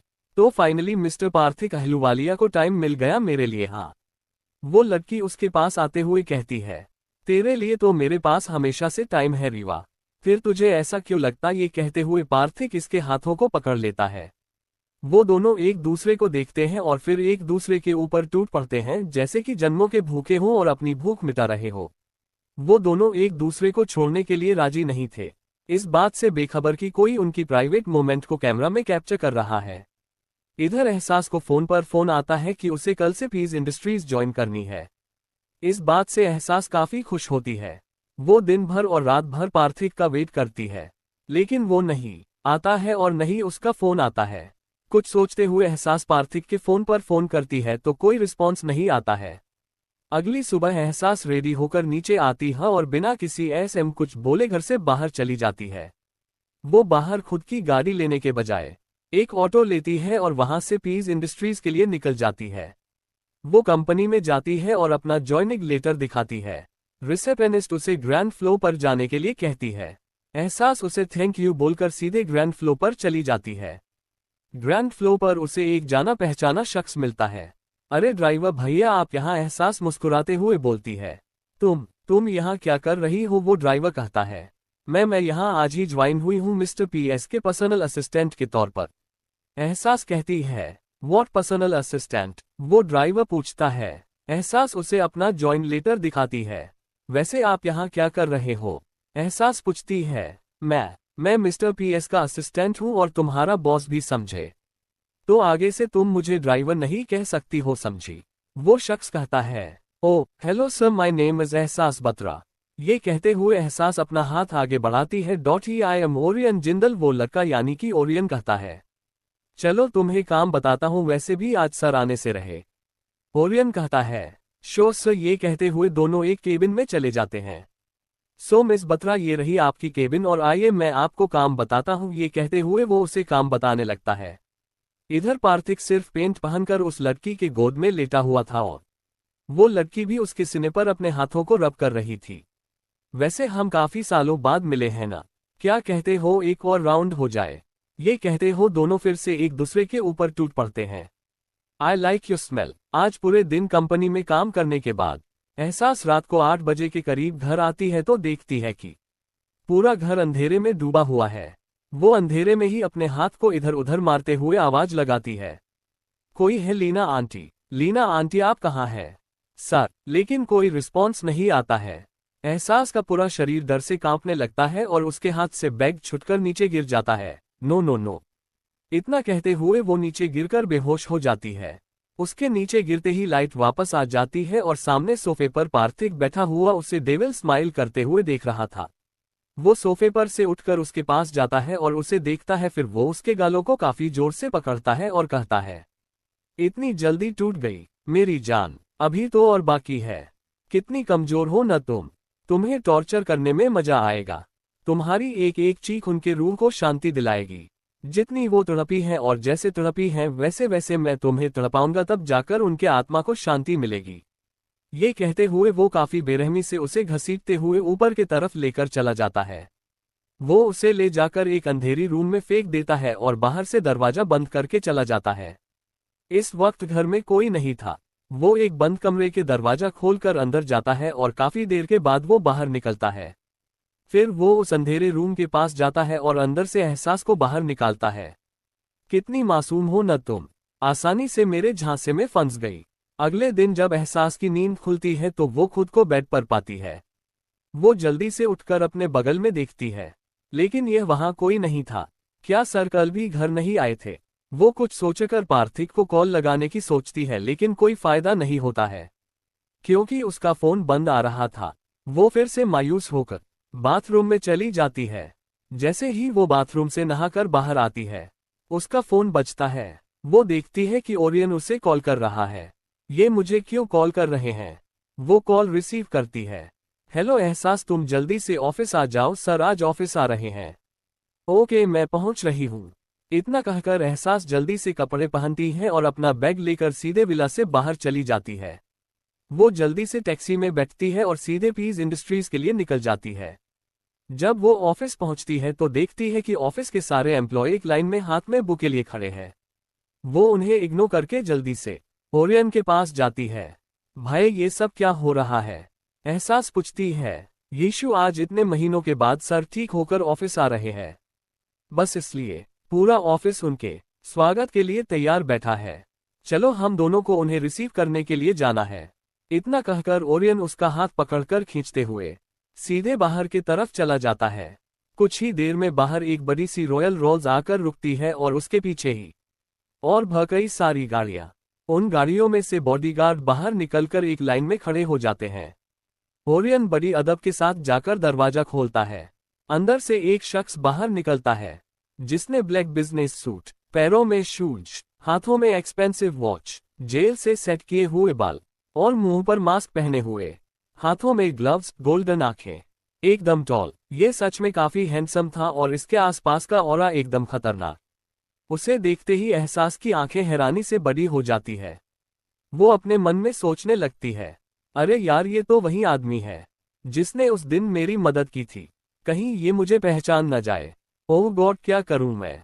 अचानक से उसकी ध्यान अपनी हाथ पर जाती है, जिसे देखकर वो स्माइल करती है और फिर कहती है, ये मुझे कैसे पहचान सकते हैं। जब मैं इनसे मिली थी तब पूरी तरह से मिट्टी से गीली थी, एकदम गंदी दिख रही थी। वो एक गहरी सांस लेती है। तभी उसे ओरियन की आवाज आती है, यीशु। वुड इशारा करता है। एहसास आगे आती है और फ्लावर बुके उसे देते हुए कहती है, वेलकम सर। वो शख्स उसे एक नजर देखता है।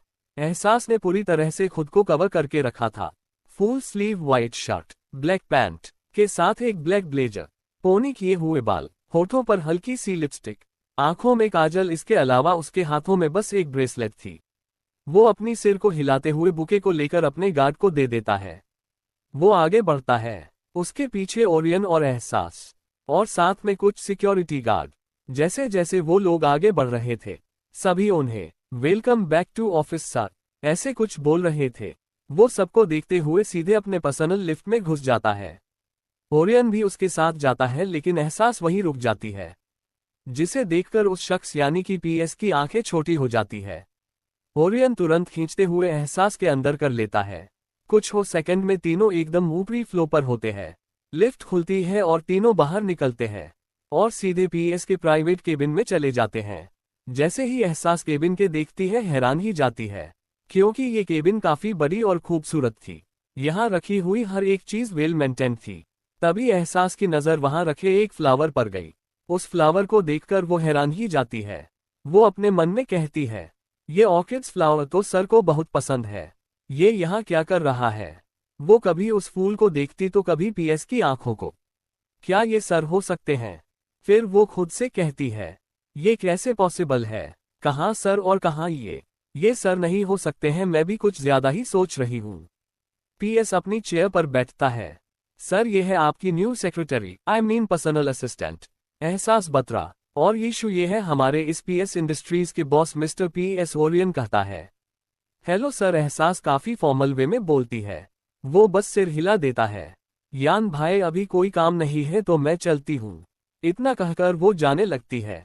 तभी उसे एक जानी पहचानी आवाज सुनाई देती है, मिस बत्रा मेरे लिए एक कप ब्लैक कॉफी लेकर आएंगी। ये सुनते ही एहसास पलटकर पीएस की तरफ देखती है। ये देखकर ओरियन अपना माथा पीट लेता है। ये सर भी न लगता है इस बेचारी को सिर्फ डरा डरा कर जान ले लेंगे। यीशु इसी फ्लो पर लेफ्ट साइड में किचन है, तुम वहां से सर के लिए कॉफी लेकर आओ। ओरियन कहता है, हाँ। ये कहते हुए एहसास बाहर चली जाती है। वो लगातार सोचते हुए जा रही थी, ये सब क्या हो रहा है। बॉस की आवाज मुझे बिल्कुल सर के जैसी क्यों सुनाई दे रही है। फिर वो अपना माथा पीटते हुए कहती है, यीशु तू भी ना एकदम से पागल हो गई है। लगता है इतने दिनों से सर के आसपास न होने से तू उन्हें कुछ ज्यादा ही मिस कर रही है। वैसे बेबी आप भी मिस कर रहे हो ना अपने डैडी को। ये कहते हुए वो अपने पेट पर हाथ रखती है। इधर केबिन में पीएस ओरियन की तरफ देखता है तो वो बोलना शुरू करता है, सर इस लड़की का नाम एहसास बत्रा है। एक गांव से बिलोंग करने वाली लड़की है। इसके फैमिली मेंबर्स इसके अलावा सिर्फ इसकी नानी है। पूरी फैमिली की डेथ एक एक्सीडेंट में हो चुकी है। जब ये 2 साल की थी तभी पूरी पढ़ाई गांव और गांव के पास के स्कूल में करने के बाद ये यहाँ ग्रेजुएशन करने के लिए शहर में आई है। इसने आपके ही कॉलेज में एडमिशन लिया है स्कॉलरशिप के थ्रू। स्टेटस फिलहाल के लिए शायद सिंगल है, लेकिन ऐसा अफवाह है कि कॉलेज का एक प्रोफेसर पार्थिक अहलूवालिया इसके ऊपर लट्टू है। इतना कहकर ओरियन चुप हो जाता है। इधर एहसास जल्दी से एक ब्लैक कॉफी लेकर केबिन में आती है। वो जैसे ही दरवाजा नोक करती है, अंदर से एक डरावनी आवाज आती है, कम इन। एहसास डरते हुए अंदर जाती है और टेबल पर कॉफी रखते हुए कहती है, सर आपकी कॉफी। पीएस हाँ में सिर हिला देता है। सर क्या मैं अब जाऊं?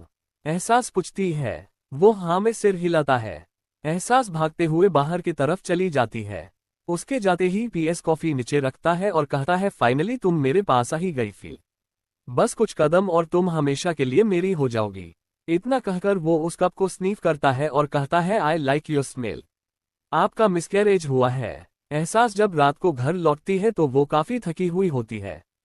एक तो प्रेगनेंसी और ऊपर से आज पीएस ने उसे इतना दोहराया कि बेचारी की हालत किसी मरी हुई इंसान के जैसी हो गई थी। लीना आंटी एक कप कॉफी प्लीज, एहसास हॉल में बैठते हुए कहती है। जी मैडम, ये कहते हुए लीना उससे एक कप कॉफी लेकर देती है। आंटी क्या सर घर आ गए? एहसास पूछती है। हाँ मैडम, सर की गाड़ी बाहर है, मतलब कि वो आ गए हैं, लीना आंटी कहती हैं। ये सुनकर एहसास जल्दी से ऊपर के तरफ जाती है। वो जैसे ही दरवाजा खोलने वाली होती है कि उसे कुछ अजीब सी आवाज सुनाई देती है। ये आवाज कैसी है? इतनी अजीब सी आवाज है। एहसास चारों तरफ देखती है लेकिन कोई नहीं दिखता है।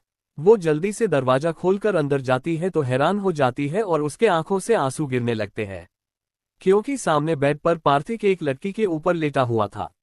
एहसास के मुंह से कुछ निकल ही नहीं रहा था और वो पीछे हटने लगती है, तभी एक फ्लावर वास उसके हाथ से लगकर नीचे गिर जाता है, जिससे पार्थिक उसके तरफ देखता है। वो बस उसे देखकर स्माइल करता है। सर, ये कहते हुए एहसास गुस्से में आगे जाती है और पार्थिक को उस लड़की के ऊपर से खींचकर नीचे कर देती है। वो उस लड़की के बालों से पकड़कर उठाती है और खींचकर एक थप्पड़ मारती है। हाउ डरे यू, तुम्हारी हिम्मत कैसे हुई मेरे हस्बैंड पर नजर डालने की, और आप इसे बस देख रहे थे? एहसास गुस्से से घूरते हुए कहती है। मैं क्या कहूँ, कुछ भी नहीं, वैसे भी हम मर्दों की भी कुछ नीड होती है। तुम तो खुद को छूने नहीं दोगी तो हमें बाहर ही जन पड़ेगा ना। और वैसे भी खुद को देखो और इसे देखो, कितना फर्क है दोनों में। मतलब कहाँ तुम और कहाँ ये, पार्थिक कहता है। सर, एहसास जोर से बोलती है। आप ऐसे कैसे कर सकते हैं मेरे साथ? एहसास उसे पकड़ते हुए कहती है। पार्थिक तुरंत उसे खुद से दूर कर झटके से नीचे गिरा देता है, जिससे एहसास का सिर टेबल से टकरा जाती है और वहां से ब्लड आने लगता है। पार्थिक उसे इग्नोर करके उस लड़की के साथ बाहर चला जाता है। एहसास इस बात से काफी टूट जाती है। अब ये काम हर रोज होने लगा था।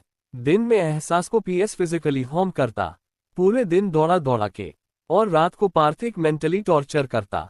जहां पीएस पूरी तरीके से एहसास में इंटरेस्टेड था। वो कभी उसे अचानक से किस कर लेता तो कभी उसे हक कर लेता। एहसास काफी परेशान हो गई थी। इसी बीच उसके कॉलेज भी खुल चुके थे, लेकिन एहसास की कोई खबर नहीं थी। पराग और रिद्धिमा भी परेशान थे, साथ ही में पार्थिक भी परेशान होने की एक्टिंग करता है। लगातार 3 महीने तक दोनों तरफ से टॉर्चर होते होते एहसास काफी वीक हो चुकी थी, लेकिन इस बीच में उसने एक बार भी अपने बच्चे को हार्म नहीं किया था। आज एहसास हॉस्पिटल आई थी। डॉक्टर उसकी सोनोग्राफी कर रही थी। अचानक से एहसास के कानों में धक धक की आवाज जाती है तो वो डॉक्टर के देखती है। डॉक्टर हाँ में सिर हिलाती है। डॉक्टर, क्या मैं इसे रिकॉर्ड कर सकती हूँ? एहसास पूछती है। डॉक्टर हाँ में सिर हिलाती है। धड़कन अपना फोन डॉक्टर को दे देती है। डॉक्टर उसमें बच्चे ही हार्टबीट रिकॉर्ड करती है। थोड़ी देर में चेकअप के बाद ऑफिस जाने के लिए निकल जाती है। वो थोड़ी देर में हॉस्पिटल से बाहर कर सबसे पहले एक गिलास ताज़ा जूस पीती है। चलो एहसास, बहुत जल्दी ही वक्त आने वाली है जब तुम सबको उनके औकात दिखाऊंगी, लेकिन सबसे पहले मुझे अपने बच्चे को सुरक्षित रखनी है। वो ऑटो लेकर सीधे ऑफिस चली जाती है। वो अपने केबिन में जाती है और आराम करने के बाद एक फाइल लेकर पीएस के केबिन में जाती है। मे आई कम इन सर? एहसास बोलती है। तुम्हें कब से मेरी परमिशन की जरूरत पड़ गई? फील आओ, पीएस बहुत ही प्यार से बोलता है। एहसास अंदर जाती है और फाइल उसे देती है। सर, इसमें आपकी सिग्नेचर चाहिए। पीएस बहुत ही प्यार से उसे देख रहा था, क्योंकि प्रेगनेंसी के कारण एहसास काफी खूबसूरत लग रही थी। अरे तुम खड़ी क्यों हो, बैठो, पीएस कहता है। थैंक यू सर, बट आप प्लीज इसके ऊपर साइन कर दीजिए, मुझे और भी फाइल्स बनानी है, एहसास कहती है। उसकी बातें सुनकर पीएस उसके पास जाता है और उसके हाथ को पकड़ते हुए कहता है। क्या बात है फील, तुम इतनी परेशान क्यों हो? किसी ने कुछ कहा?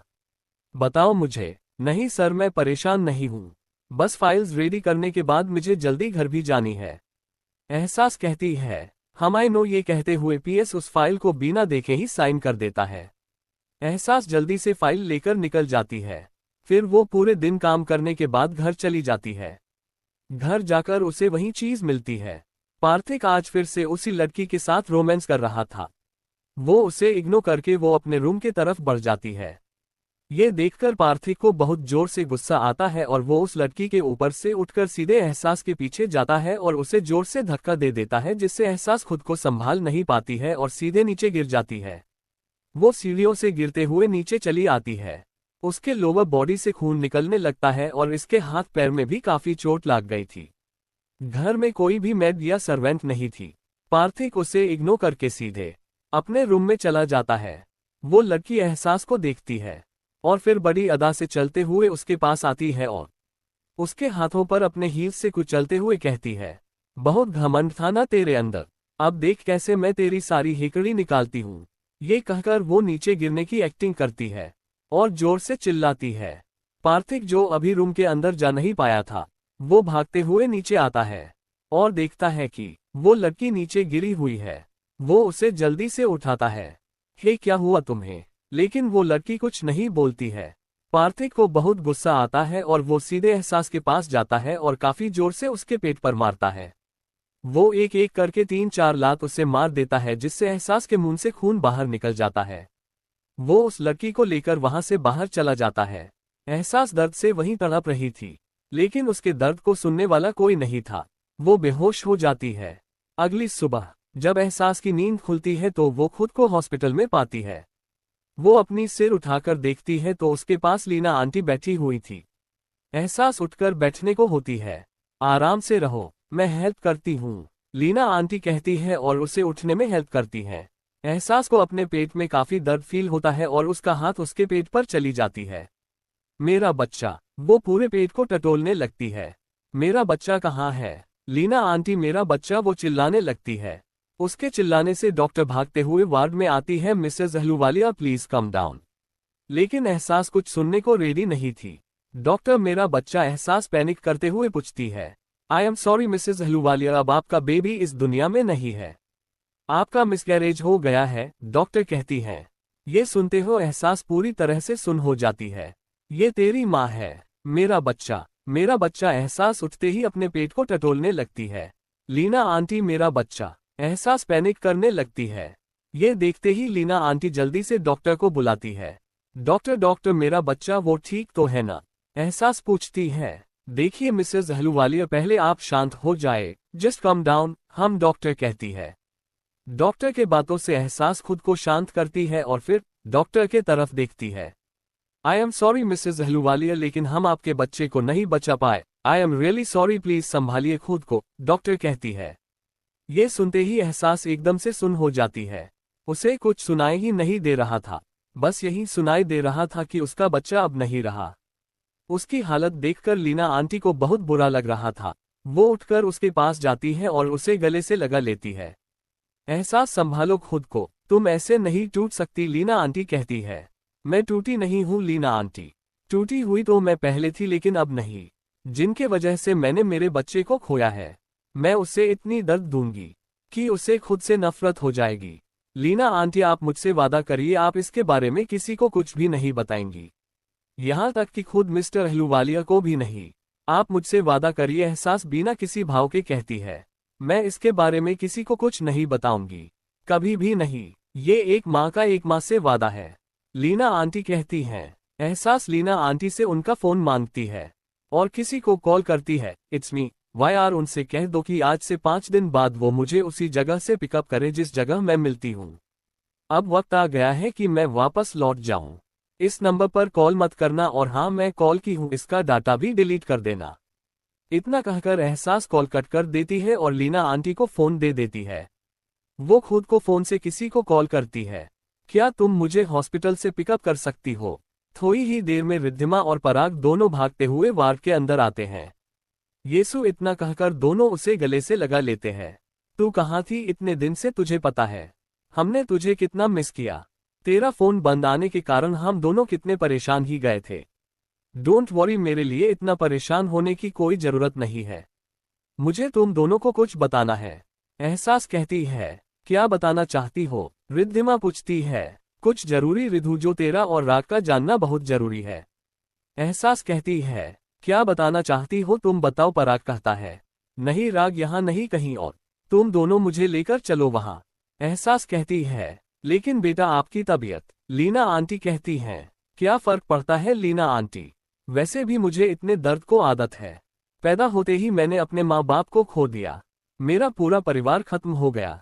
जब मैंने उसे सह लिया तो ये क्या है? आंटी आप घर चली जाए और हाँ आज के बाद से आप मेरा वेट मत करिएगा।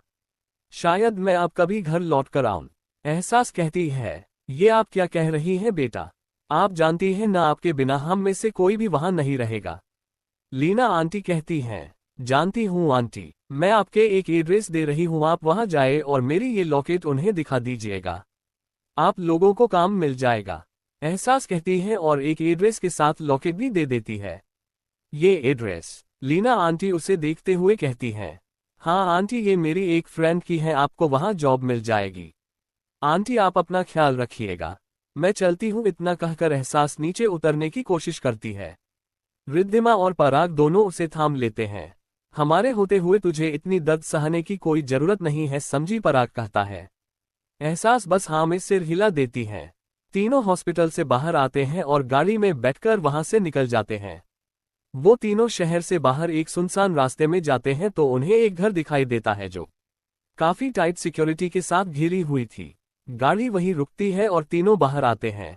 ये कहाँ लेकर आए तू हमें? पराग कहता है, चल तो एहसास कहती है और तीनों अंदर जाते हैं। उन्हें अंदर जाने से कोई नहीं रोकता है। एहसास हॉल में जाती है तो देखती है कि एक औरत हॉल में बैठी हुई है और उसके हाथों में एक गुड्डा है। वो बस उसे राग राग कह रही थी, फ्रेंड। एहसास कहती है। इस आवाज को सुनते ही वो औरत उसके तरफ देखती है। फ्रेंड। वो भागते हुए उसके तरफ आती है। तुम आ गई, ये क्या हुआ है तुमको? वो औरत एकदम किसी बच्चे के जैसे बोलती है। वो मैं बैड लोगों के साथ धिशुम धिशुम कर रही थी तो लग गई। एहसास कहती है, अच्छा अच्छा तुम्हें तो दर्द हो रहा होगा ना? वो औरत कहती है, नहीं बस थोड़ी से। वैसे मैं देखो तुम्हें किससे मिलाने के लिए लेकर आई हूँ।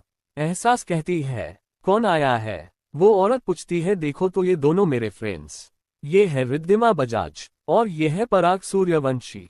ये दोनों मेरे बेस्ट फ्रेंड हैं। एहसास कहती है, लेकिन वो औरत कुछ नहीं बोल रही है।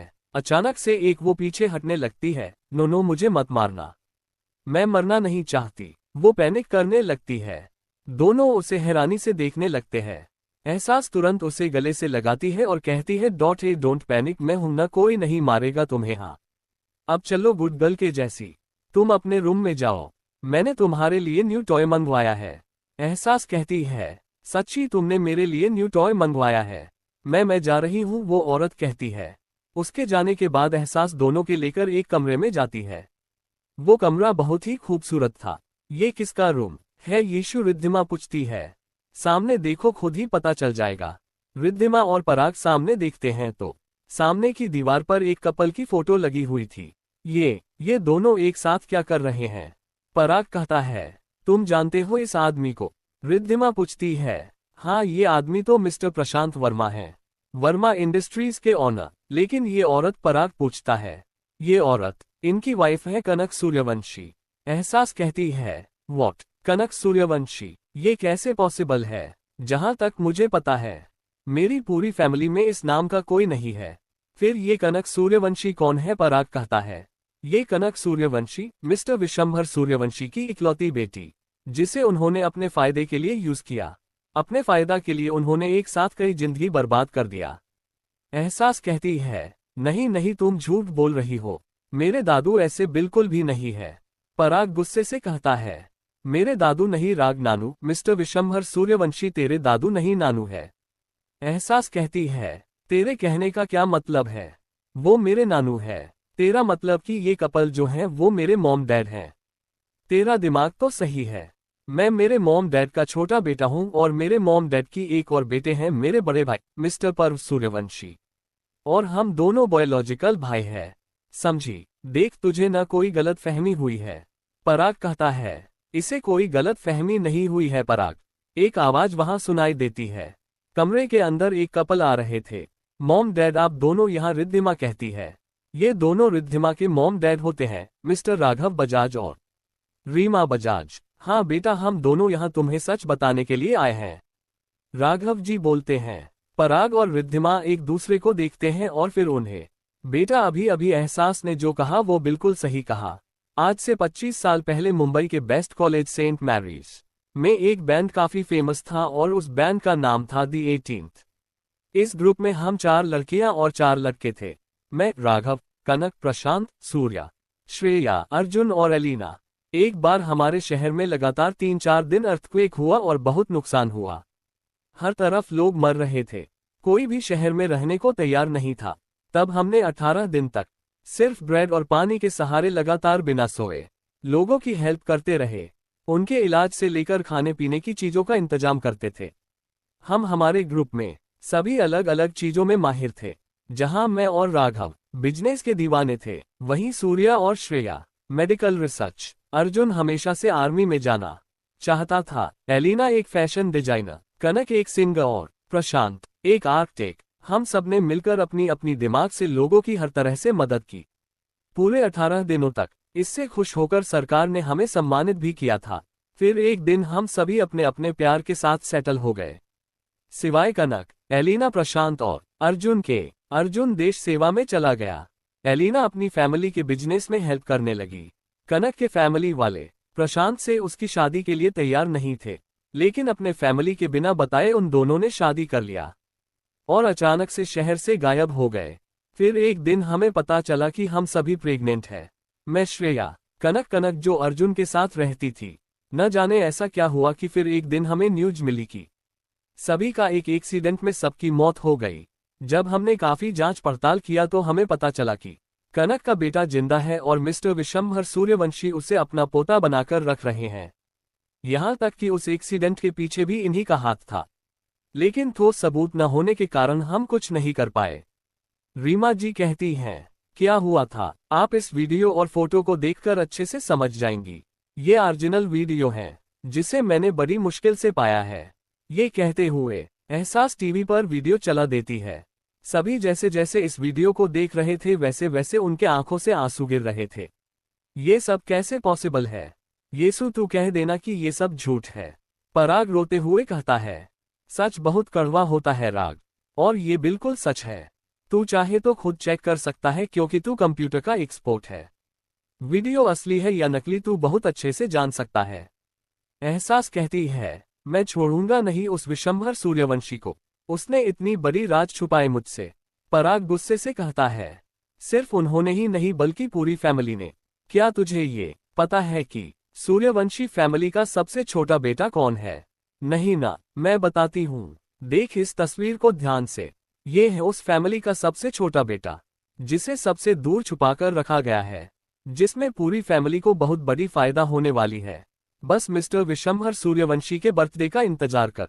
एहसास कहती है, उस दिन क्या होगा यीशु और मेरी माँ, इन्हें क्या हुआ है? ये ऐसी क्यों है? पराग पूछता है। ये भी तुझे उसी दिन पता चलेगा। तेरी माँ के इस हालत के पीछे कौन है? लेकिन मैं तुम दोनों को एक और बात बताना चाहती हूँ। एहसास कहती है। ये सुनते ही दोनों उसे गुस्से से देखने लगते हैं। देखो गुस्सा मत करो, मैं ऑलरेडी बहुत डरी हुई हूँ। पता नहीं तुम दोनों कैसे रिएक्ट करोगे। एहसास कहती है, बिल्कुल वैसा ही जैसे इतना बड़ा सच जानने के बाद किया। रिद्धिमा कहती है, वो एक्चुअली मेरा असली नाम एहसास बत्रा नहीं है। एहसास डरते हुए कहती है, अच्छा तो क्या नाम है तेरा? पराग पूछता है। वो मेरा असली नाम एहसास अर्जुन राठौर है। राठौर फैमिली के सबसे छोटे बेटे की बड़ी बेटी हूं मैं। एहसास कहती है, व्हाट? क्या कहा तूने? तू एहसास राठौर है? रियली? जहां तक हमने सुना है, उस लड़की की आंखें बिल्कुल पर्पल है और वो एकदम गोरी चिटी है। पराग कहता है, बिल्कुल सही सुना तुमने। ये कहते हुए एहसास अपने बैग से एक लिक्विड निकालती है और अपने फेस पर स्प्रे करती है और फिर एक पेपर से अपने फेस को रब करती है। कुछ ही सेकंड में उसकी गोरी स्किन सबके सामने होती है। फिर एहसास अपने आंखों का लेंस निकालती है। उसे देखते ही सभी शॉक्ड हो जाते हैं। तू कितनी खूबसूरत है। मैंने आज से पहले कभी भी इतनी सुंदर लड़की नहीं देखी।